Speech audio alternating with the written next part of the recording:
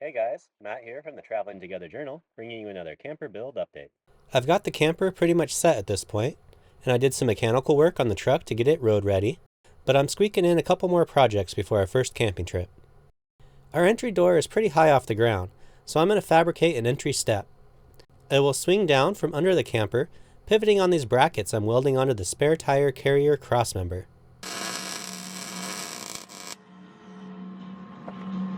I built the swing arms out of 1x2-inch steel tubing.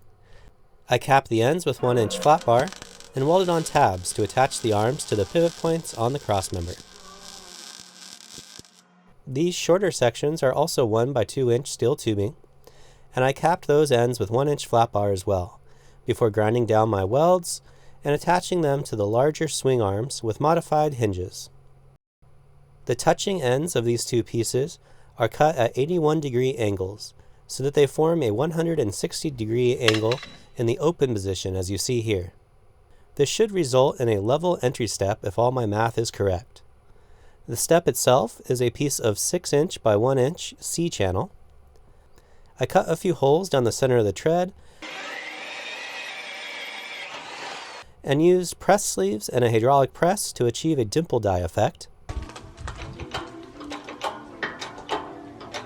The idea is that we will be able to wipe our feet off on the step more effectively and have the dirt or sand fall through the holes instead of accumulating on the step.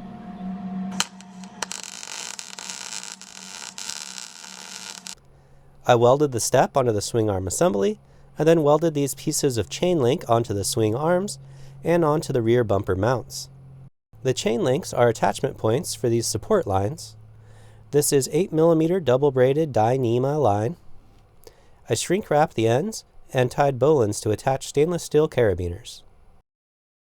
The final piece of the puzzle was a couple of bolt latches, which I welded onto the swing arms. The entire assembly got coated in Rust-Oleum rusty metal primer and a tan spray paint. The swing arms are bolted onto the mounting brackets with a nylon washer between the arms and the bracket.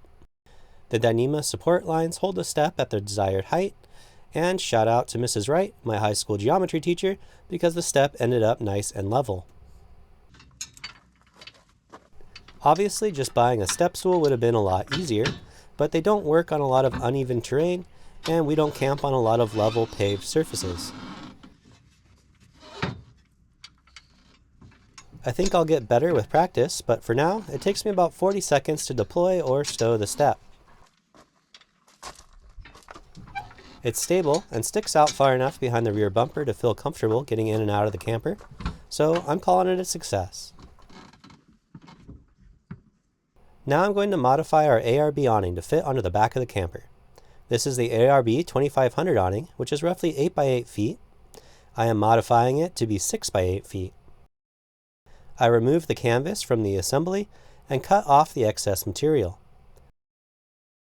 I folded over the raw edge on itself twice and taped it in place. Then I proceeded to hand sew the 8-foot long hem with a slip stitch. Next, I shortened the aluminum extrusion that mounts the awning onto the camper and holds the awning arms. New mounting holes were drilled, and the awning arms and end caps were reinstalled. Next, I shortened the aluminum extrusion that attaches the canvas to the awning legs. I cut a small piece of the excess material to fabricate a bracket that allows the legs to fold into a stacked orientation so that both legs can fold up along the short end extrusion. I shortened the awning bag and stitched it back together and used Sikaflex 221 to attach the aluminum mount to the bag. Then I used 1-inch panhead screws and more Sikaflex to attach it to the camper. The canvas was reinstalled in the aluminum extrusions and secured with a screw in each corner. The modified awning deploys and stows in the same way as the original.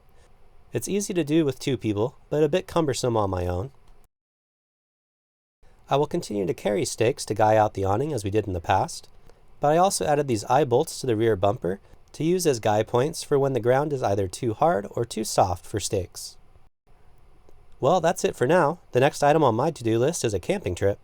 So make sure you subscribe and join me next time, because I'm going to finally get this contraption out for a trial run.